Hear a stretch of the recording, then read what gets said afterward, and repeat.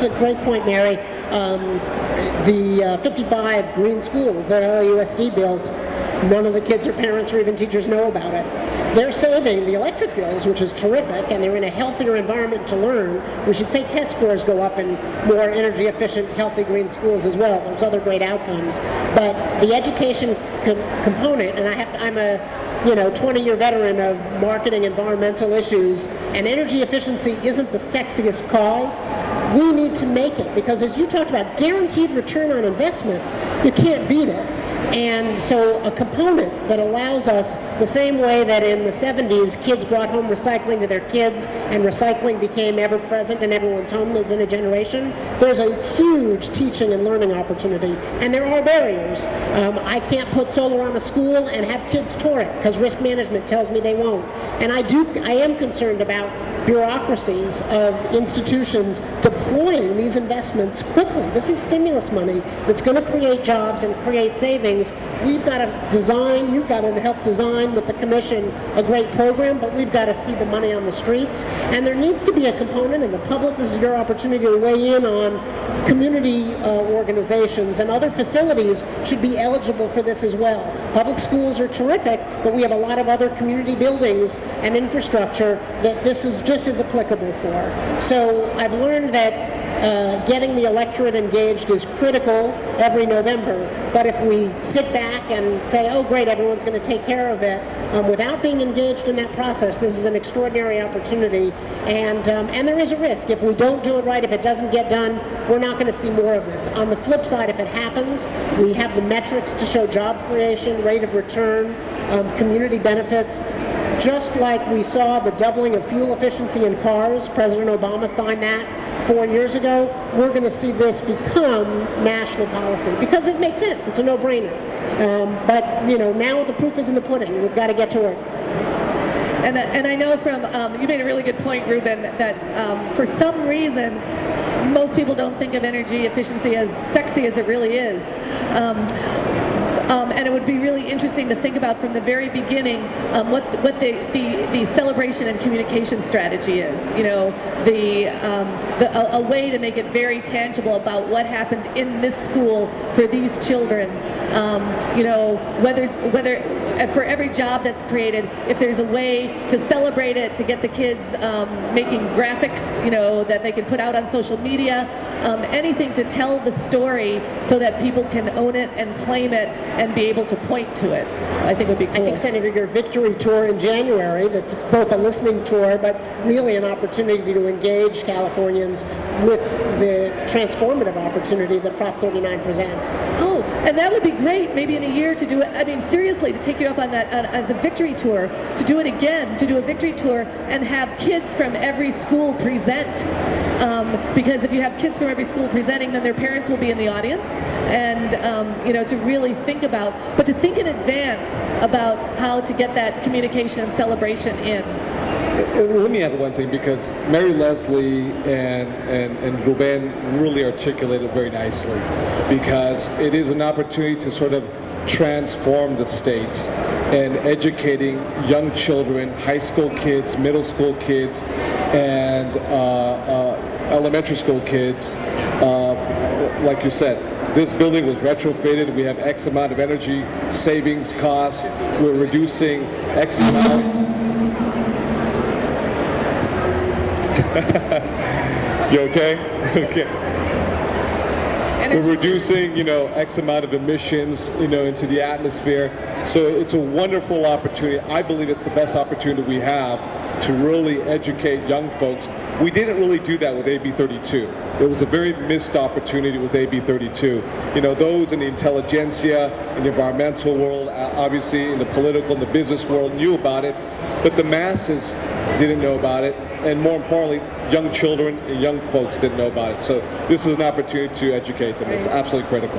And Mary Leslie, maybe you can think of some way of, again, building in from the beginning, some way of celebration of the jobs and the businesses. Maybe there's, everybody who feels that they have a new energy efficiency job, maybe there's some kind of a way to get them to make a video statement or to have some kind of a big public thank you for them or something like that, where it can be made visible that these are the jobs, these are the real people who got those real jobs in our community. Well, at a minimum, when the senator takes his victory tour, we would like to throw a party, for sure. Yeah, a luncheon. We got to throw a big one because I think the business community did not really understand what this was, and the way it was explained wasn't what it really will be and what the benefits are. So I think now that it's won, people will be listening because, of course, there's a lot of money involved and it won. So, yeah, they always listen when things win. But in addition to that, I think every group like ours needs to keep using all their venues to educate because the senator will come, I think in April, I hope, for a summit we've now had. It'll be our 9th year. And there's a lot of forums and opportunities to do that. But I think we should give it more thinking in the social media world about how we can move this out. And I think case studies always help. We need to model the successes. And there's ways we can package things up that I think might be helpful. That sounds good. Graphics, social media, make it exciting. Ruben? Virtual or otherwise, just one idea that a lot of smart people have thought about, but we all go and get a car sticker and we know how the fuel economy of that car, and we don't get it on our homes or buildings. And so I would love to see that stranded cost. What's it going to cost you to operate that school? We don't know. I didn't know it was $109 million we spent for LAOSD electricity, but if there was an energy sticker on the front of my kid's school, I'd know that. And when these funds get to work, there should be a sign that says X number of jobs were created, X number of dollars saved, and that virtual sign, that physical sign would be nice, but more importantly, every school's got a website, every PTA has got a newsletter, so there's ways to effectively get that out, and I think that piece is going to be as important as the actual deployment of capital to making this a success. All right, well, let's do it. Let me just add one thing too, because to what they just said, taxpayers, Democrat, Independent, Republican, decline the state, they do want transparency. They do want accountability. They do want to know how many jobs did you actually create. You said you're going to create X amount of jobs. Did you really create them, or at least did you come close to it? You said you were going to reduce energy costs by X amount, and by actually showing visibly, taxpayers will make the correlation, and I think it sets the foundation for the future because taxpayers will say, I get my bang for the buck. You accomplished what you said you were going to do. We have real savings, we have real jobs.